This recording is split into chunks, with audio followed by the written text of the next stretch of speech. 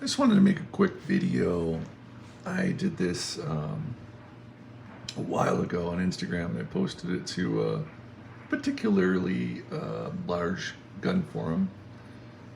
And a lot of people, said it was a good idea, and there was a couple of idiots who played their role well. Oh, yeah. Well, first let me explain. You got yourself your handgun, and you're prepared, and you dry fire practice like you should. And you carry it with you everywhere you go, like you should. Well, every so often you're going to pick this up and that little dot there is going to be blinking. Uh-oh, time to change the battery. Well, I submit that you don't change the battery. What do you mean? Well, you go to wherever you go to dry fire, you clear the weapon, make it safe, blah, blah, blah, and you dry fire with the blinking dot. Hang on a second, I gotta scratch my ass. Perfect. Well, why are you gonna do that? Well, you never know when you're gonna be out, and statistically, I get it. People are like, yeah, I know. Statistically, you're never gonna have to use your gun, let alone statistically having to use your gun at the same time having your dot blinking because the battery's low. However, it can happen. So you dry fire practice with your dot blinking because it can be quite distracting. And if you go to draw and the last thing you need is something messing you up, even for a half a second. So I suggest you dry fire practice and then change your battery, and then maybe even keep that battery so you can dry fire practice once in a while. Now, at this point, when I posted this on the forum, most people were helpful and had, it's a good idea.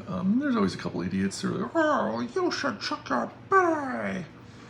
Well, obviously, and I do check my battery every day, but what's to say I don't check it in the morning, and by lunchtime, it decides to go kaput and start blinking on me. It's not like I sit there and pull it out and wave it around in the middle of the restaurant and the mall and everywhere else just to check my battery. Again, statistically, not going to happen. However, we all know that the shit happens at the worst time. So that's tip number one. Tip number two, depending on where you live. I live in a place where it gets cold. If you are out with your gun and you've been outside for a long time and your hands are cold, cold hands don't move well, especially mine. Mine just, ugh. So if you're out and your hands are quite cold, or go to your garage, go out somewhere and get your hands nice and cold and dry fire practice with cold hands. You'd be quite surprised how difficult it is. You fumble your shirt, you can, it's a big mess. It's a big mess. So I would suggest doing that. You might even want to do, tip three. Sorry. Hello. Every time I'm making a movie, we get an interruption. Every time. So I think I was on tip 7. Hold on, where's our daughter? She's outside running around.